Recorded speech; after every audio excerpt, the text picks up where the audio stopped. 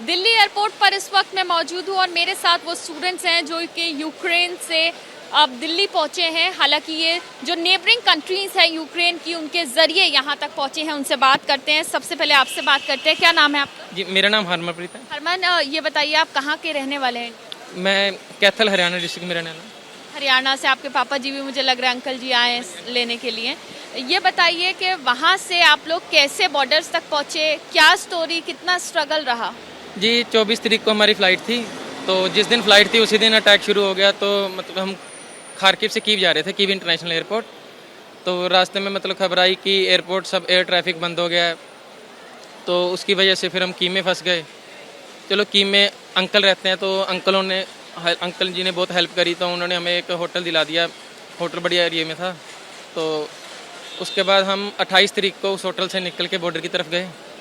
जब आप 24 तारीख से 28 तारीख तक क्या कुछ वहाँ कीव में देखा आपने? क्या सिचुएशन वहाँ खराब हो रही? नहीं, जिस लोकेशन में हम रहते थे उधर मतलब सब नॉर्मल था, कोई दिक्कत नहीं थी। वो यूएन के ऑथराइज्ड होटल था, तो इस करके कोई दिक्कत नहीं आई वो। उसके बाद 28 तारीख के बाद जब आप बॉर्डर के लिए निकले तो कितना मुश्किल रहा या आसानी से बॉर्डर तक आप पहुंचे? सबसे मुश्किल तो ट्रेन पकड़ना रहा, क्योंकि रेलवे स्टेशन पे बहुत भीड़ थी, धक्का मुक्की। यूक्रेनियन भी जा रहे थे।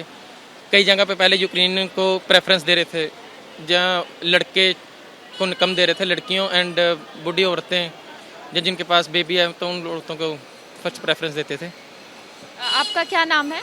मेरा नाम शिवानी है। शिवानी, मुझे ये बताइए, जैसे बताया हरमन ने कि आप लोगों को ट्रेन पकड़ने में बहुत प्रॉब्लम हुई, तो वहाँ किस तरह का स्ट्रगल रहा इंडियन स्टूडेंट्स के साथ, खास तौर से कि उनको ट्रेन नहीं मिल पा रही थी, या अगर मिल रही थी तो वो चढ़ नहीं पा रहे थे ट्रेन में? क्योंकि ज़्यादातर स्टूडेंट इसी तरह की बात बता रहे हैं। हाँ जी, वो पहले कह रहे थे कि इंडियंस अलाउड नहीं है ट्रेन में, बट उसके बाद इंडियन एम्बेसी कहती है कि उन्होंने 3 बोगी अरेंज करी है सिर्फ इंडियंस के लिए, तो फिर उसके थ्रू हम आ गए थे। अच्छा, वहाँ बोगी अरेंज हुई हुई थी और उसके बाद उसमें बैठ के आप लोग हाँ जी।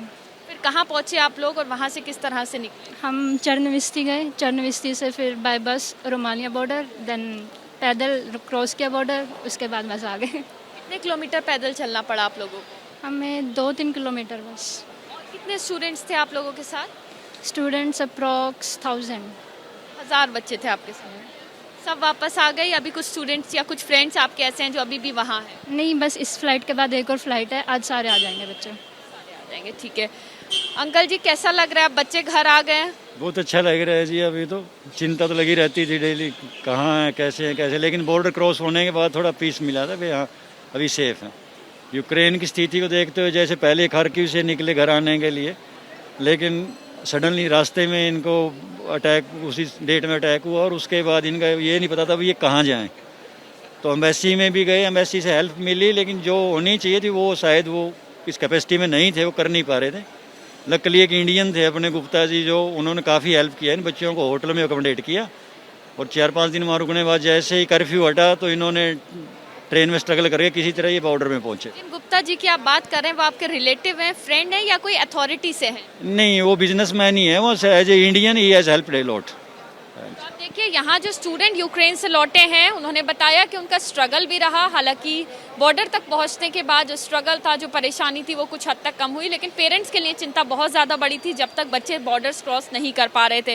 हालांकि बड़ा सवाल चाहे पेरेंट्स हो या स्टूडेंट यही उठा रहे हैं कि जो हेल्प मिलनी चाहिए थी यूक्रेन के अंदर अथॉरिटीज़ की तरफ से, वो शायद नहीं मिल पाई। हालांकि जो इंडियंस वहाँ पर पहले से इस्टेब्लिश हैं, चाहे कोई बिजनेसमैन है या अलग अलग लोग हैं इंडियंस, उन लोगों ने हालांकि मदद की, और बॉर्डर पार करने के बाद जो नेबरिंग कंट्रीज़ के लोग हैं उन्होंने स्टूडेंट्स की, इंडियन स्टूडेंट्स की काफ़ी ज़्यादा मदद की। कैमरा पर्सन अजय तिवारी के साथ Madiha Khan, ABP news, Delhi airport.